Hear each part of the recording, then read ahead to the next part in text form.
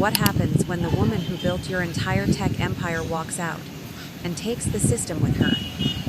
Meet Rachel Morgan, a brilliant systems architect underestimated by a flashy new CEO. When he fires her without reading the fine print, he triggers a corporate collapse he never saw coming. This isn't a story about revenge.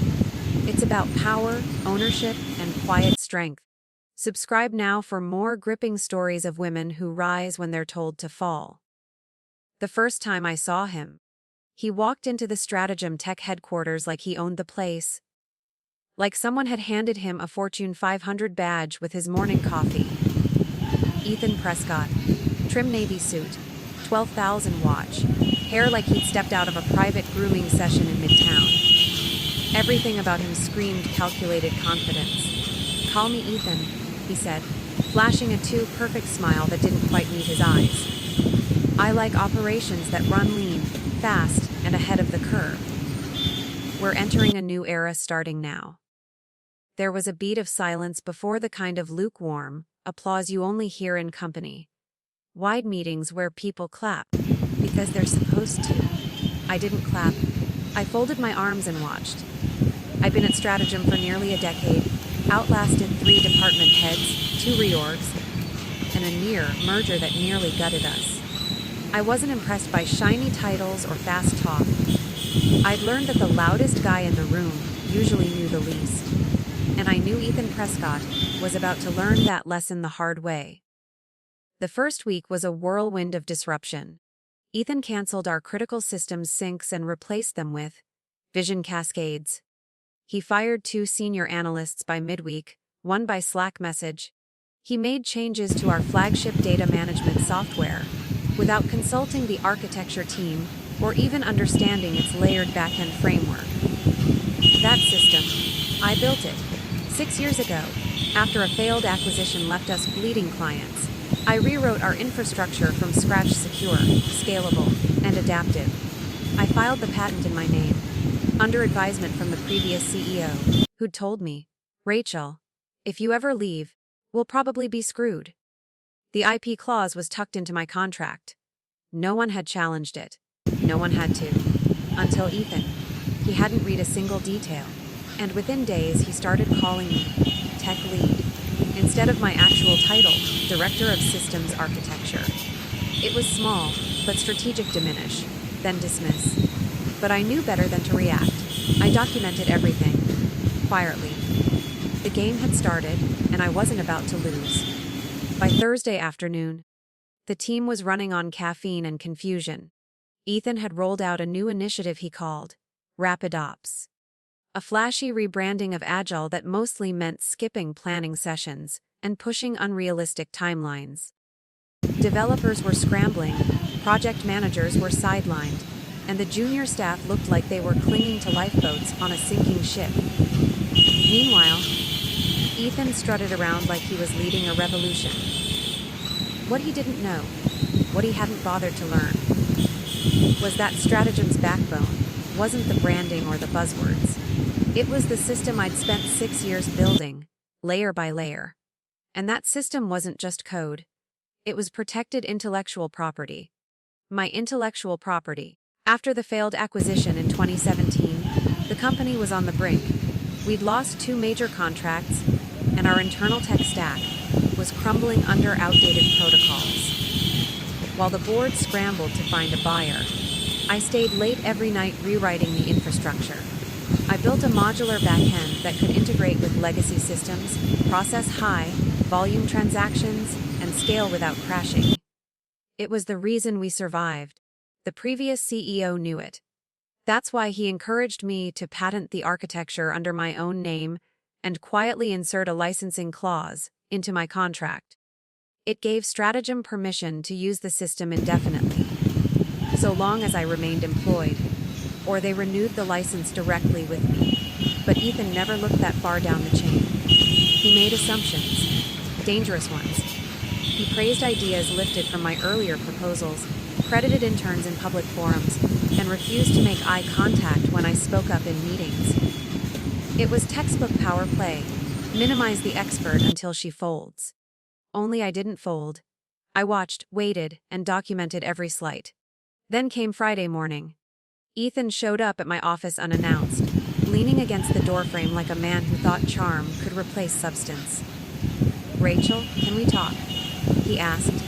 His tone was smooth, but something in his eyes flickered. He didn't sit. "I'm gonna be direct," he said, like it was a gift. "You've been with Stratagem a long time. Maybe too long."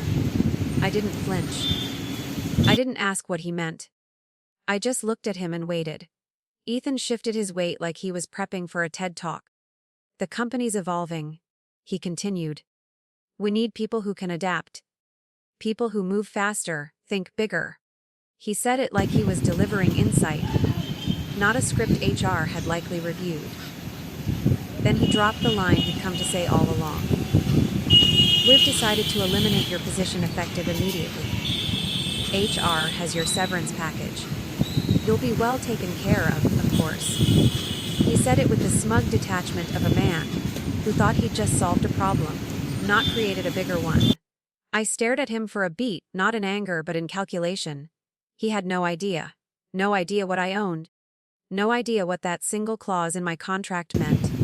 No clue that 82% of Stratagem's operations depended on the very system I controlled, through a patent tied directly to my signature. But I didn't tell him that. I didn't need to. I stood slowly, extended my hand. "Understood," I said, my voice calm, measured. He didn't take my hand, just gave a short nod, like he was proud of himself for getting through it. "Best of luck," he tossed over his shoulder as he walked away. That word again. Luck. He thought that's what got me here.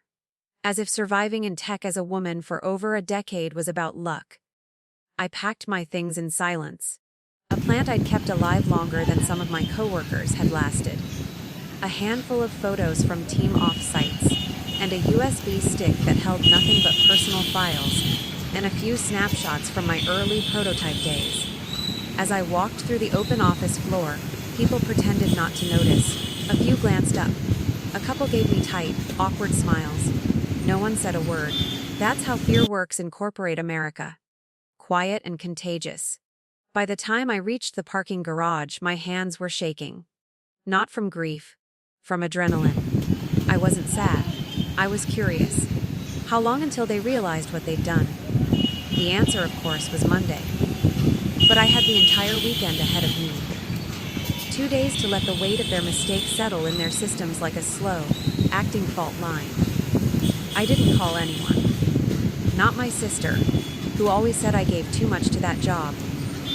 Not my college roommate, who would have shown up with a bottle of peanut and a vengeance spreadsheet. And definitely not my ex-husband, who once told me I was married to my work, like it was an insult. What I needed wasn't comfort.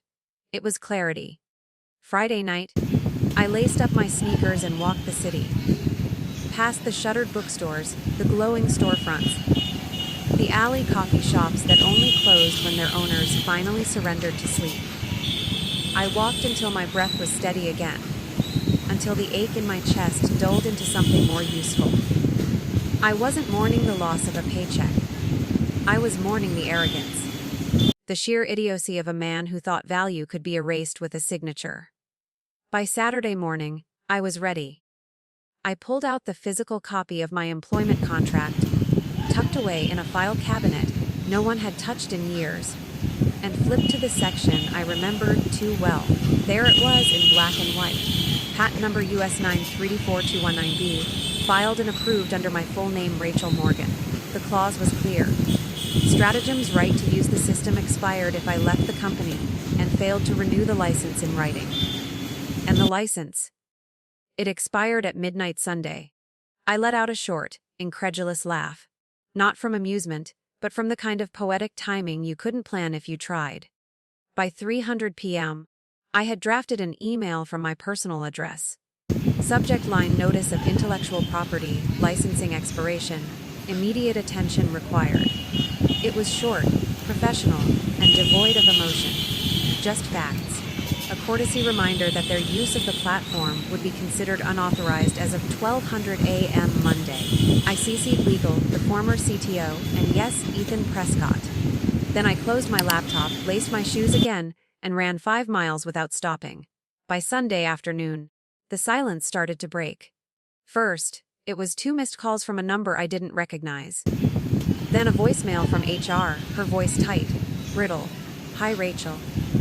We're reviewing some terms in your separation paperwork and wanted to clarify a few items. Please give us a call at your earliest convenience." An hour later, Stratagem's legal team followed with an email requesting a meeting to discuss licensing and continued platform usage. But the message that mattered came in at 11:12 p.m. Sunday night. Subject line: urgent contract misunderstanding. Sender: Ethan Prescott. The body of the email was short and falsely casual: Rachel, I believe there's been a miscommunication. I'd appreciate a quick call to clear the air and resolve this before the new business week begins. Let's find a solution that works for everyone. Ethan. That was the panic. And I didn't respond. I let him sweat. I let the whole building sweat. Let them walk into Monday morning like nothing was wrong, until everything broke. At 8:07 a.m., my phone lit up. First, a system alert from my former team: authentication failure. Backend not responding. Major outage. Then a flurry of messages: clients locked out of dashboards, APIs unresponsive, reporting tools offline. And finally, one text from Janelle Torres, my old colleague in product: Rachel, did you do this? Please tell me this is you. Prescott's melting down. Clients are calling. Legal's been called. The board is in emergency session. I smiled, not out of spite, but because everything I'd built was doing exactly what it was supposed to do. It didn't function on coercion. It functioned on license, and that license had expired. At 8:31, Ethan finally called. I let it ring once before answering. "Rachel?" he said, voice tight, too calm. "We need to talk." "We are," I replied. "But just to be clear, we're not talking about employment anymore. We're talking about licensing, as external partners." Silence. Then, strained, "Let's not make this personal." I smiled faintly. "It's not personal, Ethan. It's contractual." Then I hung up, and the real negotiation began. At 9:12 a.m., I walked through the front entrance of Stratagem Tech, for the first time in years without my ID badge. No more employee access points or swiping in at the side door. Today I was a guest, and not just any guest. The receptionist looked up, startled. "Miss Morgan?" she asked, like she wasn't sure I was real. I nodded. "I have a meeting with legal." Her hand trembled slightly as she reached for the phone. The building around us buzzed with tension. Conversations paused mid-sentence, glances stolen over coffee cups, the unmistakable undercurrent of chaos. She whispered into the receiver, then looked back at me. "They're expecting you." 7th floor. The elevator doors closed with a soft click, and I caught a glimpse of my reflection in the mirrored panel, composed, grounded, focused. Beneath the calm exterior, my pulse beat steady, not from nerves, but from resolve. I had prepared for this moment all weekend. When I stepped into the legal conference room, the tone was different. No power plays, no smugness. Just 4 people already seated: Stratagem's general counsel, 2 corporate attorneys, and a senior advisor I hadn't seen since the near merger 5 years back. Ethan wasn't there. I took my seat deliberately at the far end of the table. "Let them come to me." "Rachel," the general counsel began, "we appreciate you coming in. We're hoping to resolve this matter professionally." I nodded once. "Of course.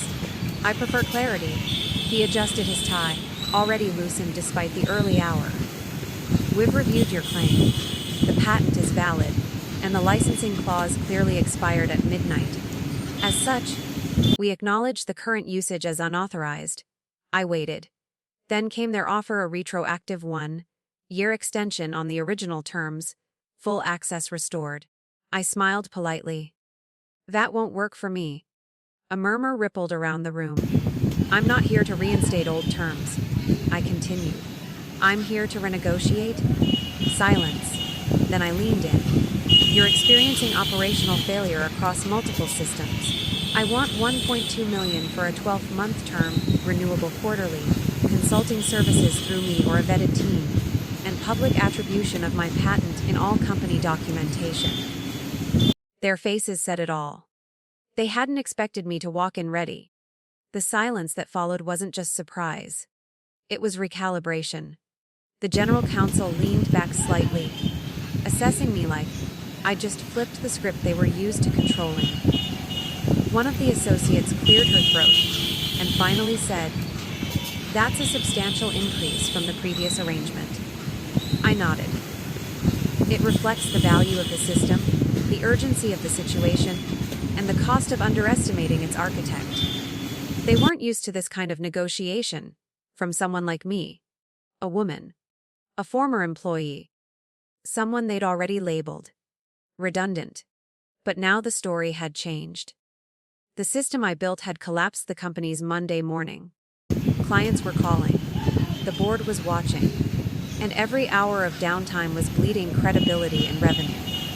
"We'll need to take your proposal to the board," the general counsel said carefully. "Naturally," I replied, rising from my seat. "But just so we're clear, every hour you delay increases your liability. And your exposure." I packed my folder slowly, methodically, then stepped out into the hallway with a bottle of water and my phone on silent. That's when I saw him, Ethan. He was pacing outside the executive offices, his phone clenched in one hand, the other shoved deep in his pocket. He looked like a man trying to contain a wildfire with a squirt bottle. When he saw me, he froze, then quickly tried to recover. He walked toward me with his signature practiced ease, but the worry in his eyes betrayed him. "Rachel," he said with forced civility. "I didn't expect you'd come in person?" "No," I said flatly. "You didn't expect a lot of things." He hesitated, then tried to pivot. "Look, this situation's gotten out of hand. We should have had a conversation before lawyers got involved." "You mean before you fired me?" His mouth opened, but I kept going. "That decision was based on ego, and now you're living with the consequences." He looked like he wanted to argue, but I didn't give him the chance. "I'm not here for a grudge match, Ethan. I'm here to make sure no one else pays for your incompetence. Let legal do their job." Then I turned to leave, but paused just long enough to say, "Good luck." That word again. He never saw it coming. By 10:03 am, I was back in the legal conference room, only this time the air was tenser, clipped with urgency. The team had reconvened, clearly after a call with the board. There were no more casual smiles, no vague language. Just straight lines and tight jaws. The general counsel spoke first. "We've reviewed your proposal with the board's liaison. While the terms are aggressive, accurate," I corrected calmly. He paused, then nodded. "Accurate?" he conceded. "We're prepared to accept the licensing rate for a 6-month term, renewable quarterly. As for public attribution, we'd prefer to describe it as a technical collaboration, rather than assign full credit to your name." I looked at him evenly. "No." His eyebrows rose. "Excuse me. I want it stated clearly and publicly, system designed and patented by Rachel Morgan. No spin. No softened language. Full attribution in all internal and client-facing documentation. This company ran on my architecture for 6 years, and you've all benefited from it. I'm not going to let that be erased so Prescott can save face." The room stilled. One of the attorneys tapped a pen silently. The advisor scribbled something in a notepad, not looking up. The general counsel adjusted his glasses. "We'll need to escalate that back to the board." "Of course," I replied. I stood, calmly gathering my notes. "And while you're doing that, I suggest you inform your investor relations team. The SEC doesn't take kindly to unreported IP conflicts, especially when they result in operational downtime." That hit hard. Because while no one wanted to say it aloud, they all knew what I was implying. System-wide failure due to unlicensed software use could trigger investor scrutiny, formal investigations, and shareholder lawsuits. I wasn't bluffing. I knew their legal exposure better than some of the people in that room. As I stepped into the hallway, I spotted Janelle again near the elevators. She looked like she'd just stepped out of a war zone, but when she saw me, she smiled. "They're calling you the firewall upstairs," she said. "Better than being called obsolete," I replied with a grin. She nodded. "People are talking, Rachel. Max is spiraling." Janelle leaned in, voice hushed. "He's trying to spin the narrative. Told the board this whole thing is a misunderstanding. That you never disclosed the license expiration." I didn't react. "Let him lie," I said evenly. "The truth doesn't need to shout." She grinned. "Everyone saw the memo? You CC'd legal ops, even the CTO. There's a paper trail from here to Canada." I gave a soft nod, already planning my next move. Because as satisfying as it was to watch Ethan squirm, I didn't just want acknowledgement. I wanted change. The next morning, I wrote a brief, composed email. Not to legal, not to HR, not even to Ethan. I sent it directly to the chair of Stratagem's board, Walter Green. We had worked together on a compliance initiative 3 years earlier, and I still had his personal address. The subject line was simple: radio system licensing, internal oversight, and leadership conduct. The message was professional, detailed, and crystal clear. I outlined the scope of my patent and its necessity for the company's daily operations. I included the termination timeline, the expiration of the license, and Ethan's failure to consult with legal before letting go of a key systems architect. I closed the email with one question. If this is how your CEO handles internal IP, how can you trust him to manage partnerships, vendors, or federal audits? I hit send at 7:32 a.m. and didn't look back. By 1:15 p.m. I had a reply, not from Walter directly, but from a senior liaison on the board. Her tone was polite but firm. "Rachel, thank you for your clarity and documentation. Please know that we are taking this seriously. We are conducting a full internal review.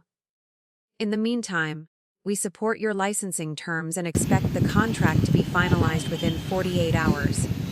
It wasn't an apology, but it was a shift, the kind that happens when power recalibrates. That evening, Janelle texted again.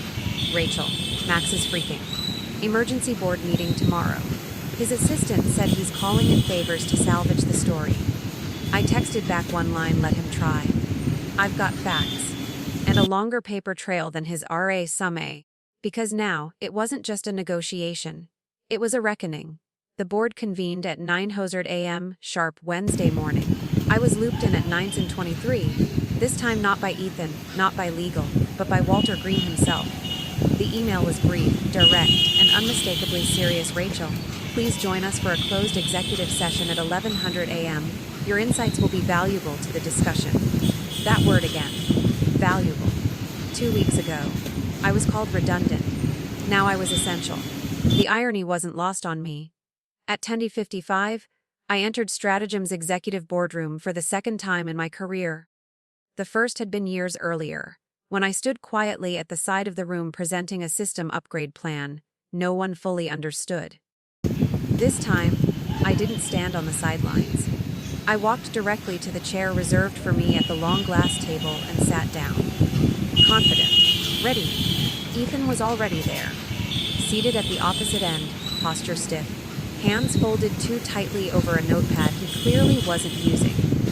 His face wore that overly polite expression people use when they know they're cornered, but think they can still finesse their way out.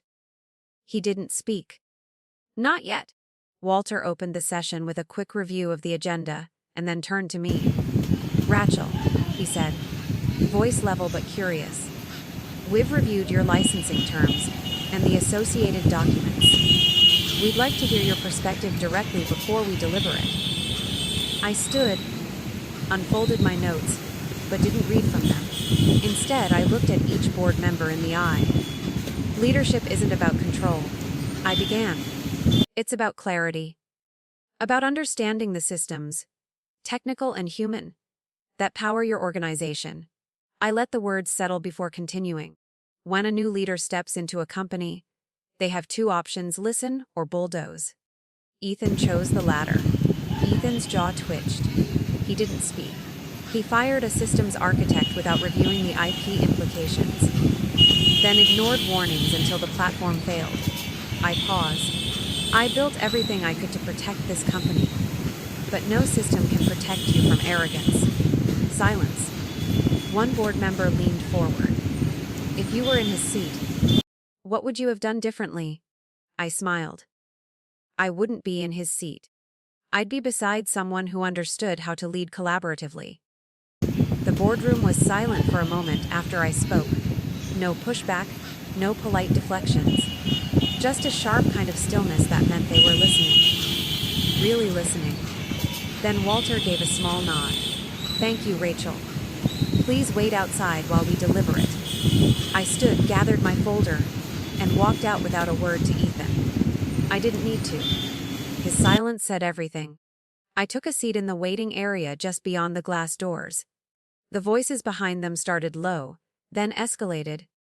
Ethan's in particular. His tone shifted quickly from composed to defensive to desperate. I couldn't catch every word, but I didn't have to. I knew the playbook. Deflect. Distract. Denny. He blamed legal, blamed HR, blamed the CTO, anyone but himself, but this time it wasn't working. At 11:47, Walter stepped out. His face was unreadable, but his tone was final. Rachel, the board has concluded its session. We'd like to speak with you again. Privately. I followed him back into the boardroom. Ethan was gone. Walter sat down across from me, folded his hands neatly, and said, effective immediately, Ethan Prescott has been placed on administrative leave pending a formal review of his conduct. My breath stayed steady, but my heart thudded once. Hard. Walter continued. We'll be issuing a statement clarifying the situation internally and publicly recognizing your contribution to Stratagem's platform and operational continuity. He handed me a printed draft of the message. I scanned it quickly. The first sentence stopped me. We acknowledge Rachel Morgan's leadership, innovation, and intellectual property as vital to Stratagem's success. I looked up. That matters, I said softly. Not for me alone, but for everyone like me who'd ever been erased. Walter nodded. How would you like to proceed? I took a breath. The licensing deal stands. But I'd also like to consult. Short term, 90 days. I'll help stabilize the system and train the next lead. On my terms? Don't, he said. And when I stood to leave, he added, Rachel, you didn't just protect the system. You saved the company. I didn't smile out of pride. I smiled because for once, someone got it. Finally, someone understood. By 2:03 p.m., that Friday, the internal announcement went live. The subject line was clinical, but the message underneath it hit like a thunderclap. Effective immediately, Ethan Prescott has been placed on administrative leave, pending a full investigation into recent management decisions, including termination procedures and contractual oversight. Stratagem Tech formally acknowledges Rachel Morgan as the architect of our core operational infrastructure. Her intellectual property and licensing terms are now integral to our operating framework. We are grateful for her ongoing partnership during this transition. The phrasing was diplomatic, but the meaning was unmistakable. The company had chosen sides. And this time, it wasn't the CEO's. As I left the building later that day, the atmosphere was almost surreal. Where there had once been silence, now there were nods, smiles, even quiet congratulations. People who had avoided eye contact a week earlier were now stopping me in the hallways, saying things like, "Good for you," or, "We're lucky you stayed." I didn't gloat. I didn't strut. I just kept walking grounded, knowing what this moment really meant. It wasn't about vindication. It was about visibility. And more than that, it was about momentum. On Monday morning, I returned to Stratagem's offices, not as an employee, but as a contractor, seated with the legal and engineering teams in a consulting capacity. This time, the meetings weren't about damage control. They were about building protections. Real ones. I presented a new framework that included automatic IP contract reviews during leadership transitions, whistleblower protections with direct board access, and a mentorship program for junior engineers focused on credit, ownership, and negotiation. I wasn't just there to fix a system outage. I was there to make sure this kind of erasure couldn't happen again. And this time they listened. Every word, every slide, every recommendation. Within a week, the agreement was signed. 90 days of system stabilization, team training, and policy rollout. On my terms, at my pace. People asked if I was coming back full-time. The answer was no. Because the company had changed. And so had I. 2 weeks into the consulting agreement, I found myself standing just outside the Stratagem building after a long afternoon of training sessions. The spring air was crisp, and for the first time in what felt like months, I let myself breathe. Really breathe. That's when a group of interns passed by, laughing about something. Probably code-related. One of them, a young woman with thick glasses and a backpack full of tangled charging cords, hesitated as she caught sight of me. She looked like she was working up the courage to speak. Then she stepped forward. "Excuse me. Are you Rachel Morgan?"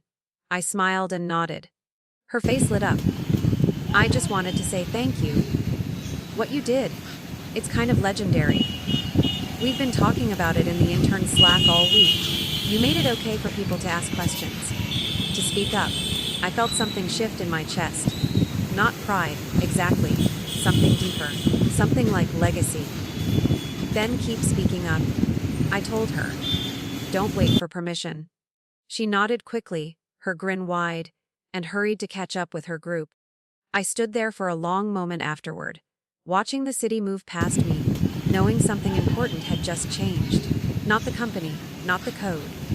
Me. That weekend, I packed a small overnight bag and caught a train out of the city. No laptop.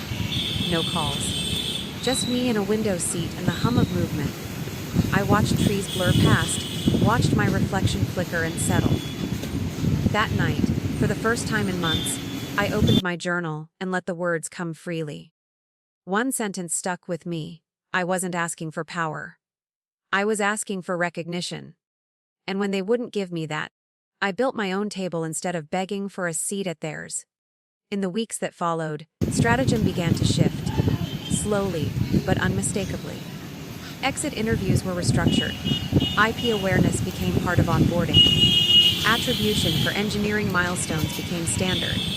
It wasn't everything, but it was a start. A blueprint for change. A footprint I'd left behind. By midsummer, the internal ripples became waves. Ethan's administrative leave quietly transitioned into a permanent exit. The official statement cited her reconcilable leadership philosophies.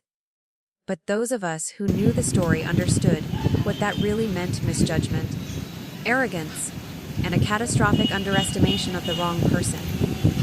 There were whispers about other questionable terminations, other complaints buried under bureaucracy, until mine forced the dam to break. Stratagem's culture had cracked open, and through that fracture, something better started to grow. I stayed through the full 90 days, guiding the new systems lead, overseeing documentation updates, finalizing protections for employee-driven innovation. My contract ended cleanly, and on my last day, I declined the farewell cake and chose a quiet goodbye. Not because I wasn't proud, because I was already looking forward. I'd launched my own consulting firm a month earlier, and interest was already growing. Not from companies looking for buzzwords, but from those who valued what I had proven: sustainable systems require empowered people. I took on clients carefully, set my own schedule, and never signed another agreement without reading every single line of fine print. Then one afternoon, a thick envelope arrived at my home address. Handwritten, no logo. Inside was a letter from Walter Green. Short, direct, and personal. Rachel began, "You changed how we think about leadership, not by demanding power, but by standing firm in your value. Thank you for showing us what real authority looks like." I placed it in the same drawer, where I once kept my severance paperwork, a quiet reminder of where I started and where I refused to stay. This story was never about revenge. It was about ownership, acknowledgement, and the quiet strength it takes to hold your ground when someone tries to erase you. So if you've ever been underestimated, dismissed, or told you were too much, just for knowing your worth, remember this. You don't need to shout to make an impact. You don't need a title to hold power. And when they fire you thinking they've silenced you, all they've really done is light the match. Sometimes, what feels like a loss is actually the moment you rediscover your worth. When someone underestimates you, don't respond with anger. Respond with clarity, with quiet strength, and unwavering self-respect. Life doesn't reward the loudest voice in the room. It honors the one who knows who they are and refuses to be erased. Your power isn't in how you react. It's in how you rise. Have you ever been underestimated and turned it into strength? Share your story in the comments. And don't forget to subscribe for more weekly inspiration that reminds you of your worth.